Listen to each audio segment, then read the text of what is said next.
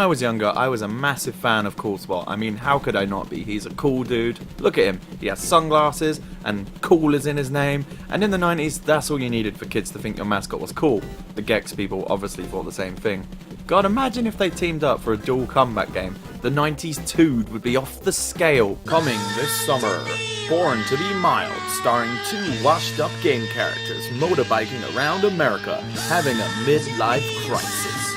Yeah. Cool Spot feels like he was designed by a boardroom of people over 40 trying to figure out what's down with the 90s kids. Jenkins! Me and the board have been talking, and we've decided we need a new mascot that's hip, happening, and totally tubular. We need something that's down with the kids. Can you do it, Jenkins? You can count on me, sir. Fabulous! We need it done in 2 hours, or you're fired. Good luck, Jenkins. What's really cool and happening with the kids? I wonder.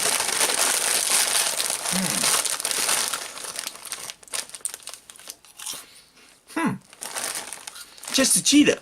He's really cool and down with the kids. Maybe I should do something like him. Let me get some drink to help me think. I just thought we have a red dot on our logo. Maybe I put his hands and his glasses on the dot. I'm a fucking genius. I'm gonna draw this up.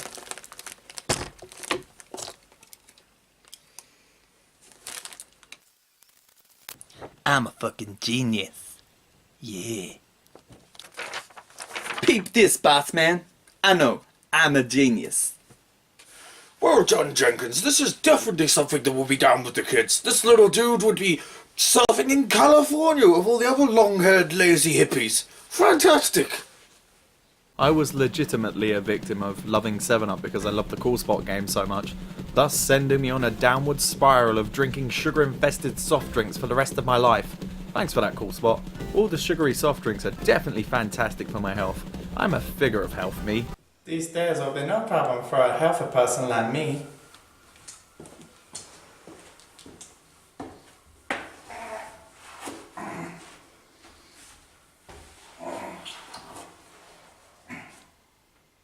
I actually remember really liking this game growing up, but how does it hold up today? Let's take a look. I'll be looking at the Sega Megadrive version of the game, as that's the version I played growing up, and to be honest with you, from what I can see, the ports aren't really all that different anyway. Cool Spot starts with our hero unsurprisingly surfing on a bottle with some totally bodacious surf music playing in the background. And in the other versions of the game, this bottle was a 7-Up bottle, but for whatever reason, us Brits got a green generic bottle with no branding on. What a weird decision. From what I can gather, they didn't want to change up the mascot just yet over here, because apparently we were quite attached to Fido Dildo, or whatever his name is. I'd honestly never heard of him until I was researching some shit for this review. Maybe he was just before my time, but what the fuck was the point of releasing this game at all over here if they didn't want to cause brand confusion? Because I will always put Cool Spot and 7-Up together because of this game. So weird. Why didn't they just, I don't know, change the character and just sell it as a different thing, or put Fildo Dildo or whatever his name is, Dildo Flabbins or whatever in the game, and then it could have still been, you know, worked. Ugh. I'll read you the backstory, straight from the manual. You have been warned, it's as epic as Lord of the Rings. Cool Spot's cool chums, all called Spot, have been kidnapped and locked in cages. Cool Spot's spot shots aren't powerful enough to bust open the locks on the cages. What he needs is cool shots, and the only way to get those is to collect enough cool points. Watch out for uncool characters. A spot shot or two should take care of them, and collect the cool counters for cool points. But can you collect enough cool points to qualify for the bonus game? Jesus, that's the most beautiful thing I've ever heard. Shakespeare, you're done. We don't need you anymore. Cool Spot has shown us the way.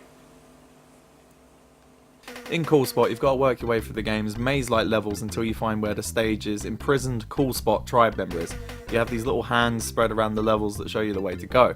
But before you can finish the levels and free your brothers, you've got to collect a certain amount of cool counters to raise your cool points, which are indicated by the percentage over here.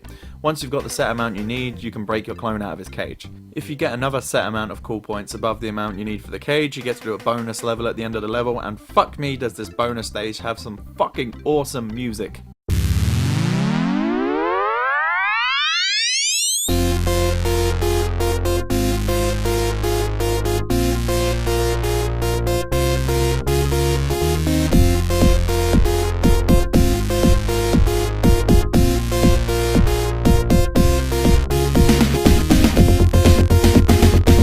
On this bonus level, you're inside what I can only assume is a bottle of 7-Up, and you're trying to collect as many cool counters as you can and find the hidden letter in the bowl somewhere.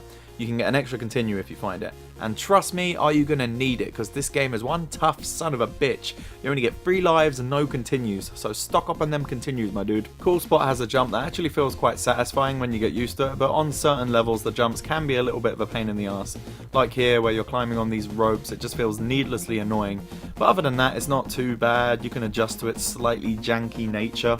And he also gets a projectile attack where he shoots bubbles at the enemy. You can shoot this bubble beam in 8 different directions, but it can be a bit frustrating when you're trying to hit something that's higher or lower than you, as when you're aiming in diagonal directions you still walk forward, which means you'll be doing a lot of walking into enemies while you're trying to shoot them. It would have been nice if there was some way to aim on the diagonals without moving, like maybe a button that stops you moving while you're aiming. It would just solve a lot of annoyances that happen. I don't think there's actually too much wrong with the aiming, I just think it's just that the levels and the enemies have been poorly placed and haven't accommodated for how the aiming works, which can get you killed more often than not. Cool Spot's movement feels very sluggish, which can be a pain in the ass when you're on a tight platform and you've got to get away from an enemy quickly. He does pick up momentum as he walks forward in a straight line, but it takes a while to speed up and it doesn't really help all that much. A dedicated run button or an increased movement speed would have really helped this. A lot of these problems I just mentioned could be fixed by, using some of the other buttons on the controller. This is, a 16-bit game, it's not a fucking 8-bit game. There's more than 2 buttons. It only has a jump and a shoot button. Why didn't they make a run button, which would have solved the annoying momentum problem, and I don't know, something to stop you moving when you're trying to aim at something? There's enough buttons. Why didn't they fucking use them? It would have made this game about 50% better. Ugh. Bloody hell. I know I'm sounding quite negative on the general controls, but it can really get you killed and be a real fucking annoyance at times, but as with a lot of older games, it's just something you've got to get used to. And if I'm honest, after about half an hour or so, I was pretty much used to the nature of the janky controls again and having a blast.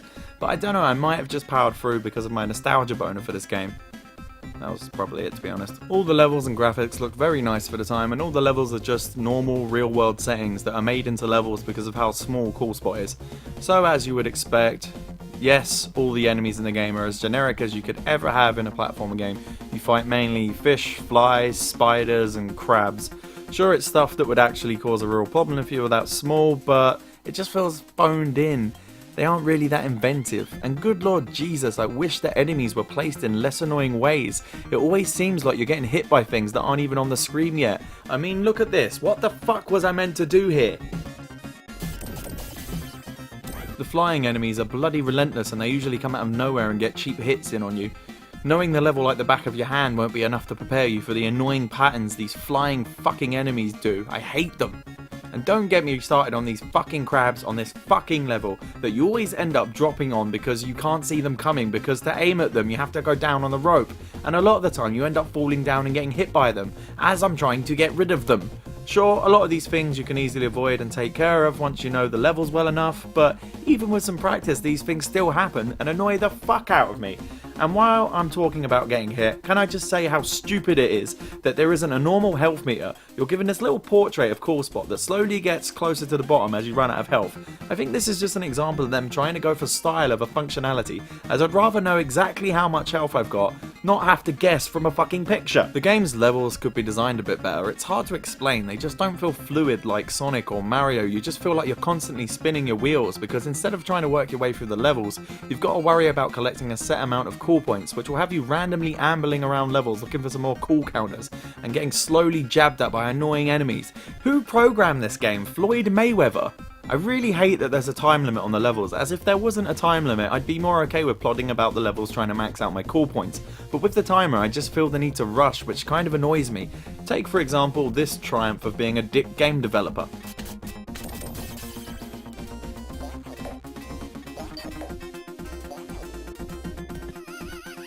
So this is on the second level, and thus far in the game there hadn't been any sort of holes to fall down, and all the other bits above this were just holes you leap of faith down. Then you get to this one and you just think, well, there must be more level for me to explore down there. But nope, you lose a life. There's honestly no way of knowing this without doing it. This is such a cheap noob trap. How the fuck was I supposed to know that this was going to kill me? If you can't go down there, why isn't it a dead end? One of the later levels is terrible for leaps of faith. On this level you're in some kind of paddling pool or something with frogs and rubber ducks attacking you. If you fall into the water you're instantly dead, which makes the later part of the level where you have to jump on blimps and these annoying UFO things all the more annoying, as if you fail you're fucking dead. If you manage to get yourself onto one of the lily pads you have to go through the whole level again. It's like having a choice between hell with Satan and his many minions of destruction for eternity, or 10 minutes of Noel Edmonds giving you a talk of his favourite carpet samples. You wouldn't want either of those. Ugh. Noel Edmonds. There's so many parts of this level where you're just jumping into nothingness hoping there'll be a blimp or something to break your fall. It's fucking brutal, and a lot of the later levels are like this too. It just feels like sloppy game design. A lot of the levels do have a maze-like feel to them, but it's not executed well enough, and it does get extremely frustrating. It just doesn't flow well, and that's usually half the fun of platformers, getting into that hypnotic rhythm. Don't get me wrong, that can happen in this game. It just feels like some of the levels are half-baked. Okay, I'm dumping pretty hard on this game, and I'm being very critical of this game because of how much I love it. And even after I said all this mean shit about the game, I still love the hell out of it. For me, it's like your crack-addicted brother that you just can't help but love, even though they're a flawed individual. Sure, the level design and enemy designs are a bit uninspired, and the controls can take a lot of getting used to, but hiding under all these flaws is a diamond in the rough. You can really have some fun with this game once you get a bit of practice in. It's just hard going early on. And all things considered, it's a pretty good game for a soft drink mascot game. I mean, it's definitely better than Pepsi Man. Pepsi Man! It's a game that's definitely better than it has any right to be. Whether it's the SNES version or the Megadrive version, this game is definitely worth a try. Anyway, that's it for today. Thank you for watching, and I will see you later.